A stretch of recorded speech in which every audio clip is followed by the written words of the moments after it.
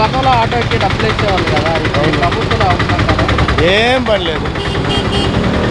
ఏ కావచ్చు చెప్పుకోకూడదు. గవర్నమెంట్ అంతా వేస్ట్ అనమాట. ఎవరికి ఇస్తారు? అందరికి సగం సగమే వేసేది. ఏది వేసినా సగం సగమే. కొంతమందికి ఇస్తారు, కొంతమందికి ఇయ్యరు. ఏ పథకమైనా అంతే. ఇచ్చే 2 పథకాల్లో సగం ఇస్తారు, సగం ఇయ్యరు. కదమ పథకాలు అసలు ఇయ్యలేరు. అంటే ఈ పథకాలు రాష్ట్ర ప్రజలు మొత్తం కూడా అప్లై చేసుకోవాలి, సోషల్ తీసుకుంటే భయం వచ్చింది అంటారు కదా చంద్రబాబు నాయుడు గారు. టైం పట్టిద్దా? జగన్ గవర్నమెంట్లో ఇటువరకు కరోనా వచ్చింది, అయినా బడ్జెట్ అట్లా కాదుగా. జగన్ గవర్నమెంట్లో అదే బడ్జెట్ అదే ప్రవేశపెట్టారు. వాళ్ళు పథకాలు బాగానే ఇచ్చాడు. అందరికి అన్ని పథకాలు ఇచ్చుకుంటా కూడా పరిపాలన బాగానే చేశారు. ఇప్పుడు అసలు పథకాలు ఇవ్వట్లేదు, పరిపాలన చేయట్లేదు. ఇలా 1000 కోట్లు అప్పులు చేస్తున్నారు. ఎక్కడికి వెళ్తున్నాయి ఆ డబ్బులన్నీ? ప్రజలకు చేరట్లేదుగా.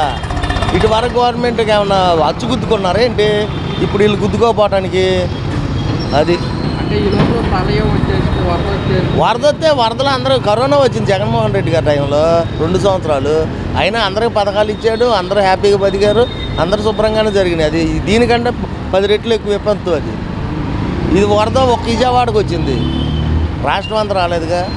మరి ఇంకేంటి? దేశం అంతా వచ్చింది, ప్రపంచం అంతా వచ్చింది. మరి అది అయినా కానీ పరిపాలన కరెక్ట్గా చేశాడు జగన్మోహన్ రెడ్డి గారు. అది జగన్మోహన్ రెడ్డి గారు జనవరి నుంచి ప్రజల్లోకి వెళ్తున్నారు, ఎలా అనిపిస్తుంది? పార్టీ వెళ్ళాలి, బలోపేతం. కానీ పార్టీ క్యాడర్ ఏం తక్కువ లేదు, క్యాడర్ ఉంది. కానీ జనాలకి భయప్రాంతాలు చేసి బయటికి రానికుండా చేస్తున్నారు, అంతే. ఏం లేదు. ఆ టైం వచ్చిన రోజు కట్టలు తెచ్చుకొని ప్రవాహమే వచ్చింది. అంటే ఇప్పుడు మరి ఇలా 2029 పార్టీ పుంజుకునే అవకాశం ఉంటుందంటారా? పుంజుకుంటామేంటి? ఆల్రెడీ పుంజుకున్న బట్టి ఓటు శాతం తక్కువేం లేదుగా. మనకి ఓటు శాతం ఉంది. దానికి దీనికి 20 లక్షల తేడాయే, అంతేగాని ఓట్లు ఏమి లేవనే లేదు.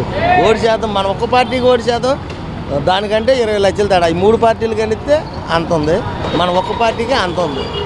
అంటే కాదు ఏమంటున్నారంటే వైఎస్ఆర్ కాంగ్రెస్ పార్టీ మీద వ్యతిరేకత అవన్నీ కొత్త మాటలు.